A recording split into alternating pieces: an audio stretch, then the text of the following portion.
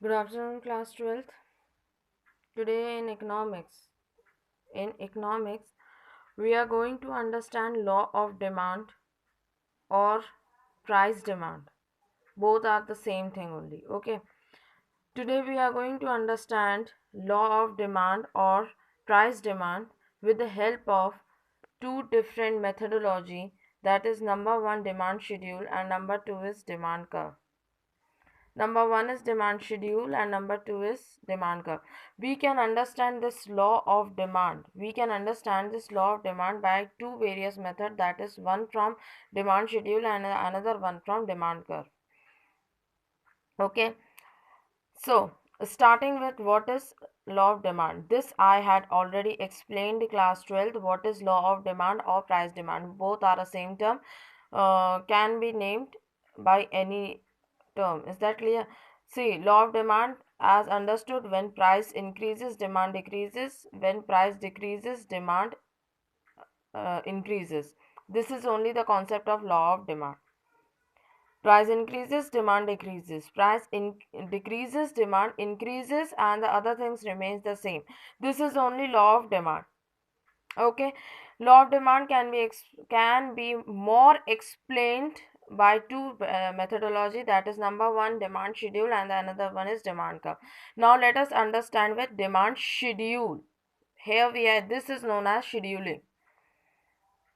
इस तरह से प्रेजेंटेशन को शेड्यूलिंग बोला जाता है class 12th. Okay, so let us first understand with demand schedule.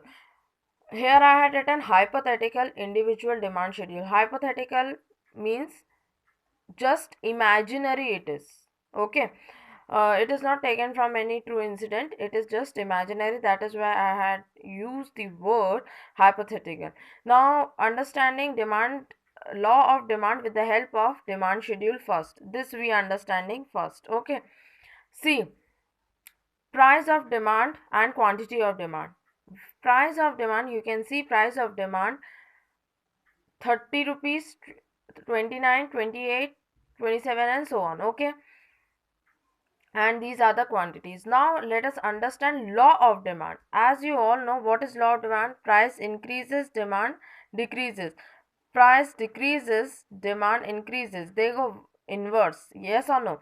So see, when price was 30, quantity demanded was 1 kg. Okay, when price was 30, you can see quantity demand was 1 kg. But when price shifted to 29, when price shifted to 29, that customer also shifted to 2 kg of sugar. When price was 30, he was demanding 1 kg.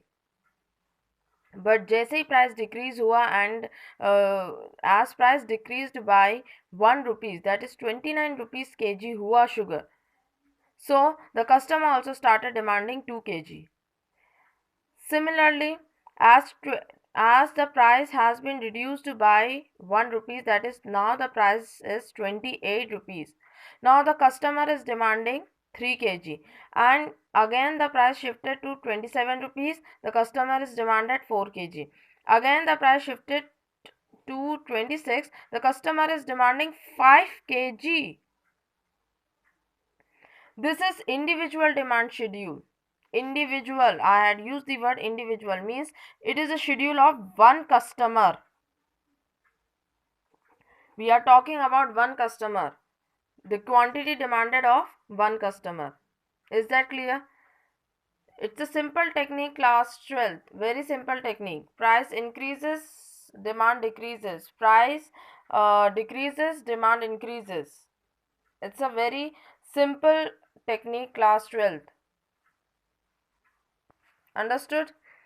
Okay, now let us start with the explanation of market demand schedule. Now let us understand market demand schedule with the help of market demand with the help of scheduling. Okay, there are two types of demand. One is market demand, as you know, individual demand, as you know, one customer, the demand of a one customer. Now we are studying market demand. Okay, now what is market demand? When we are adding the demands of different types of customers.